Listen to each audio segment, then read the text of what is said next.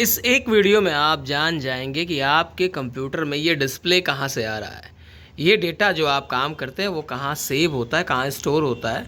अगर डिस्प्ले नहीं आ रहा है तो क्यों नहीं आ रहा है, और भी बहुत कुछ चीज़ें मैं बताने वाला हूँ यहाँ पे कंप्यूटर के इंटरनल स्ट्रक्चर के बारे में और बहुत कुछ चीज़ों के बारे में। फिलहाल आप जब कंप्यूटर को ऑन करते हैं, यहाँ पे ये पावर बटन है, ये कंप्यूटर को ऑन करने के लिए होता है। जब ऑन करते हैं कंप्यूटर को तो सबसे पहले क्या होता है ना, सबसे पहले कंप्यूटर अपने बायोस को ऑन करता है। किसको ऑन करता है? बायोस को। यहाँ पे ये बायोस यानी पावर, ये बटन ऑन हुआ, सबसे पहले क्या स्टार्ट हुआ? बायोस ऑन हुआ। बायोस ऑन हुआ, बायोस ऑन होते ही बताता है कंप्यूटर को हाउ टू स्टार्ट, कैसे स्टार्ट होना है ये कंप्यूटर जानता है। तो कंप्यूटर को बताता है कि कैसे स्टार्ट होना है, फिर कंप्यूटर स्टार्ट होने लगता है। उसके बाद से ये अपने चला जाता है सेकेंडरी मेमोरी में। देखिए ये है सेकेंडरी मेमोरी, हार्ड डिस्क। क्या ये हार्ड डिस्क है? हार्ड डिस्क में डेटा स्टोर होता था, अब नहीं होता, क्योंकि अब आता है एसएसडी। एसएसडी मतलब सॉलिड स्टेट ड्राइव। ये है hard disk drive. Hard disk drive क्या है ना, थोड़ा सा स्पीड में स्लो है ना, और एसएसडी जो है स्पीड में फास्टर है, क्योंकि वो फ्लैश मेमोरी जैसा काम करता है।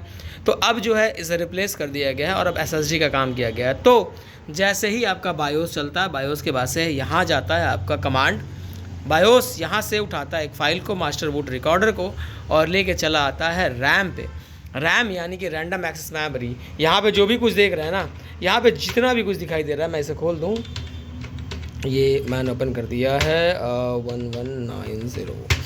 तो ये ओपन हो रहा है मेरा कंप्यूटर। तो जितना भी काम आप कंप्यूटर में करते हो, यहाँ पे जितना भी काम हो रहा है, ये सब कुछ रैम में चलता है। यानी कि ये अभी स्क्रीन दिखाई दे रही है, ये कहाँ चल रहा है? ये रैम पे चल रहा है। रैम वो प्राइमरी मेमोरी है जहाँ पे आपका कंप्यूटर सारा काम करता है। यहाँ पे लगता है रैम, 2 स्लॉट होते हैं रैम के। यहाँ पे देखेंगे तो ये रैम के स्लॉट्स हैं।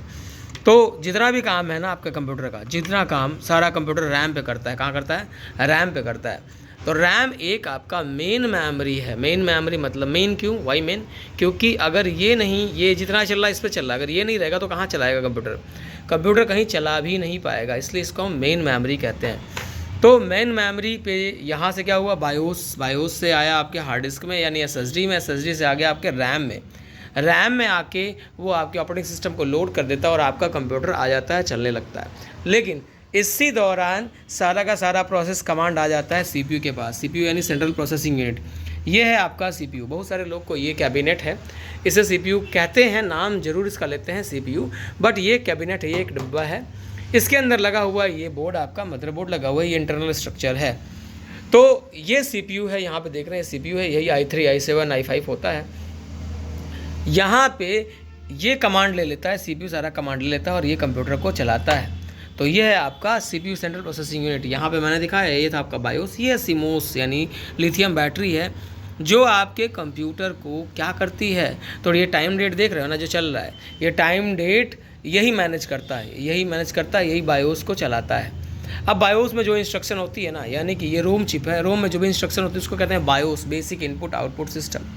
अब सीपीयू तो आपने देख लिया है, सीपीयू के बाद से हम आ जाते हैं रैम पे। इसके बाद से ये थोड़ा सा इंटरनल स्ट्रक्चर है, अगर आप पढ़ाते हैं तो ये सारा काम कर सकते हो। तो ये सीपीयू का पूरा एक इंडिविजुअल कंप्यूटर है। इसके बाद से हम देखेंगे ना, तो यहाँ पे आपको दिखाई दे रहा है बहुत सारा कंप्यूटर, जिसमें यहाँ पे देख रहे हैं एक थिन क्लाइंट का मॉडल बना हुआ है, वहाँ पे एक सर्वर है और यहाँ पे इसके बहुत सारे क्लाइंट्स लगे हुए हैं। तो यहाँ पे एक ही सीपीयू से सारे के सारे कंप्यूटर चल रहे हैं, सारे के सारे कंप्यूटर एक ही सीपीयू से चल रहे हैं। यहाँ पे देखेंगे तो ये आपका थिन क्लाइंट मॉडल है और बाकी कुछ नहीं बताना था मुझे, इसीलिए thanks for watching, bye bye.